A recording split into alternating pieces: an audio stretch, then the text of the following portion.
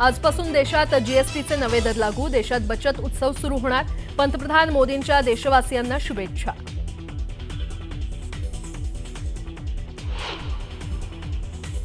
पंतप्रधान नरेंद्र मोदींकडून पुन्हा स्वदेशीचा नारा, सर्व राज्य सरकारांनी उत्पादनावर भर द्या, मेड इन इंडिया वस्तू वापरा, मोदींचं आवाहन.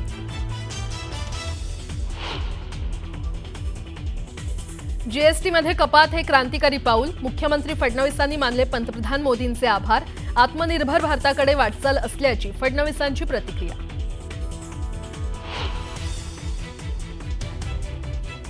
चुकलो तर कान धरा, पण आता रिकामं ठेवू नका, धनंजय मुंडेंची तटकरे यांच्याकडे मागणी, तर योग्य वेळ आल्यावर संधी देऊ, सुनील तटकरेंचं आश्वासन. राज्यभरात आजपासून शारदीय नवरात्रोत्सवाला सुरुवात, देवीच्या मंदिरांमध्ये दर्शनासाठी भाविकांची गर्दी. न्यूज 18 लोकमतवर जागर आदिशक्तीचा. आणि आशिया कपमधील सुपर 4च्या दुसऱ्या सामन्यात भारतानं पाकिस्तानला चारली धूळ, 6 विकेट राखत मिळवला दणदणीत विजय.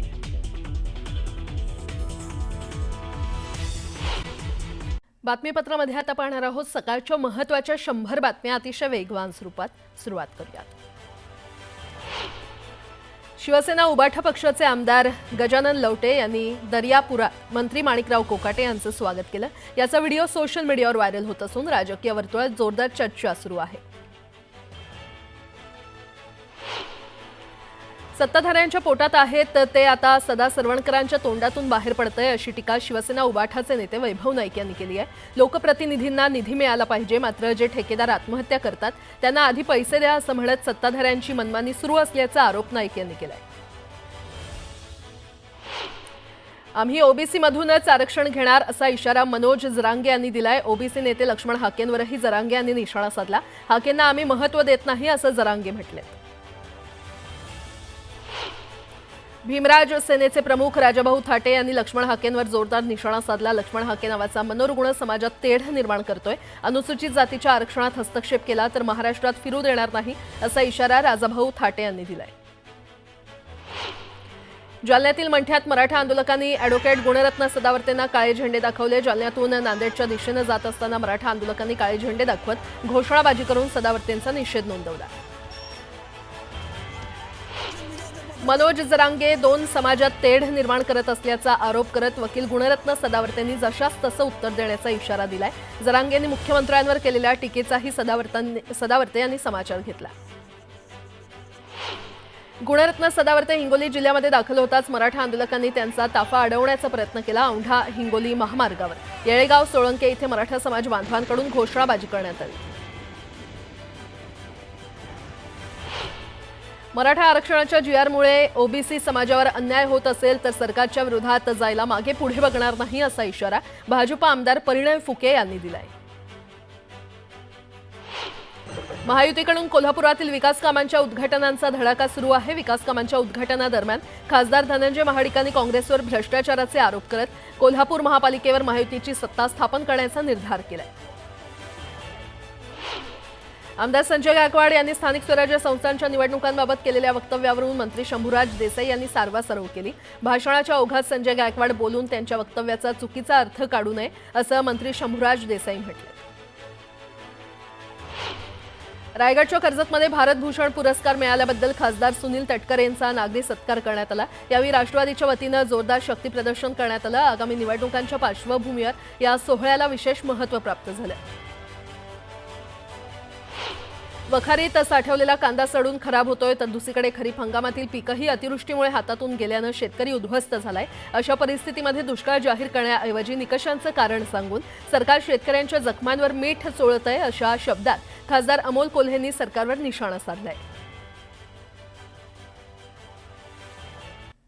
आता एक मोठी बातमी. आता रिकामं ठेवू नका, काहीतरी जबाबदारी द्या अशी मागणी धनंजय मुंडे यांनी पक्षश्रेष्ठींकडे केली आहे. रायगडमधील कार्यक्रमात धनंजय मुंडेंनी प्रदेशाध्यक्ष सुनील तटकरेंसमोर जबाबदारी देण्याची मागणी केली. यावर योग्य वेळी मुंडेंना संधी देऊ असं प्रत्युत्तर सुनील तटकरे यांनी दिलंय.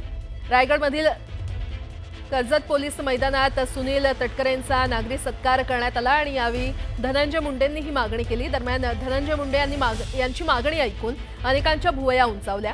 तटकरेंनी कायम आम्हाला मार्गदर्शन करत राहावं, आमचं चुकलं तर नक्कीच कान धरावा आणि नाही चुकलं तर ठीकच, तरीही चालतंच असं म्हणत धनंजय मुंडे स्वतःला सावरण्याचा प्रयत्न त्यांनी केला।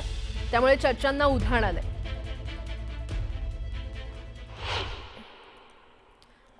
ओ अमोल सर, मार्गदर्शन करत राहावं, चुकलो तर कान धरावा, नाही चुकलो तर चालतं। पण आता रिकामं ठेवू नका।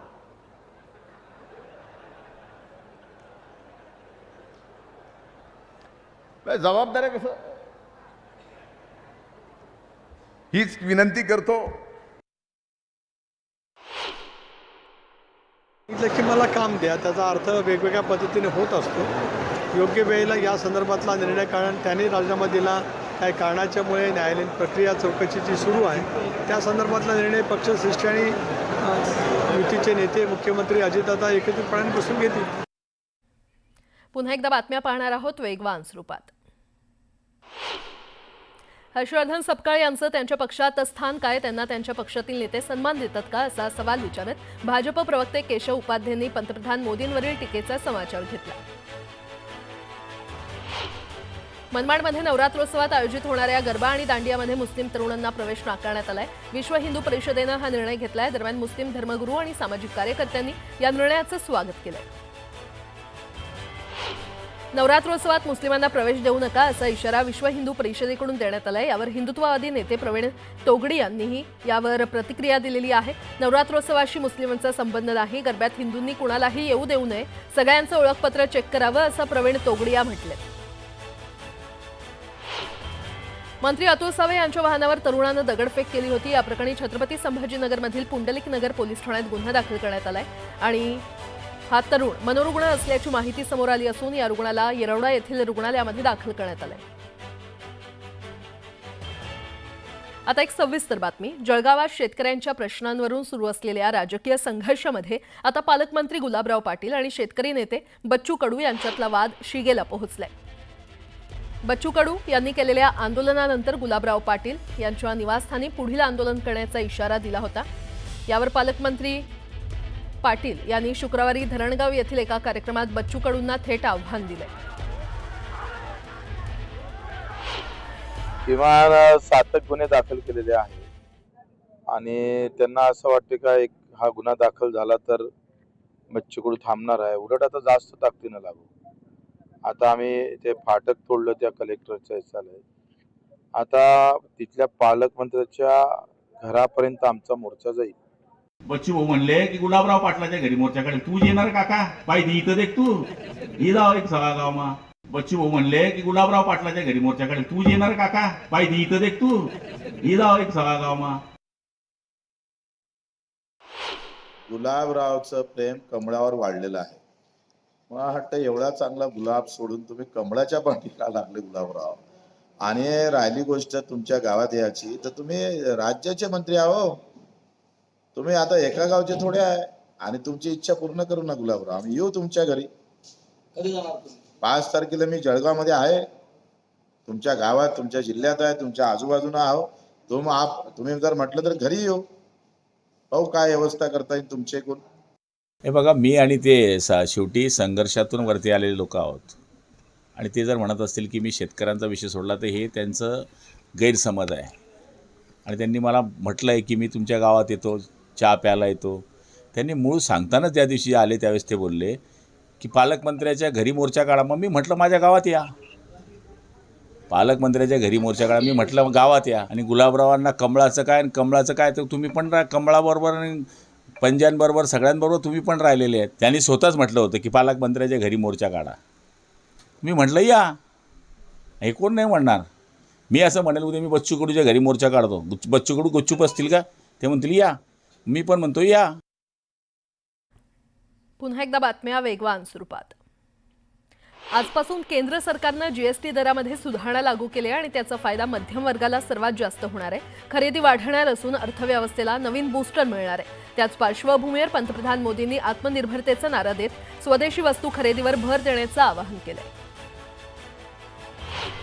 जीएसटी कपातीनंतर टीव्ही कंपन्या 2,500 ते 85,000 रुपयांपर्यंत किंमत कपात करतायत आणि 32 इंचांपेक्षा मोठ्या स्क्रीन असलेल्या टीव्हींवरील कर दर 28% 18% आलाय. तांत्रिक बिघाड आणि अत्यल्प प्रवासी संख्या या कारणांमुळे अनिश्चित काळासाठी मोनोरेल बंद करण्यात आलेली आहे. या मोनोरेल मार्गावर आता नव्या गाड्यांच्या चाचण्या महामुंबई मेट्रो संचलन मंडळानं सुरू केलेल्या आहेत. या गाड्या लवकरच प्रवासी सेवेमध्ये दाखल होण्याची आशा व्यक्त केली जाते. पंतप्रधान नरेंद्र मोदी आज अरुणाचल प्रदेशच्या दौऱ्यावर आहेत. पंतप्रधान मोदी 3,689 कोटी रुपयांच्या जलविद्युत प्रकल्पासह 1,291 कोटी रुपयांच्या पायाभूत प्रकल्पांच्या कोनशिलांचं अनावरण करणार आहेत.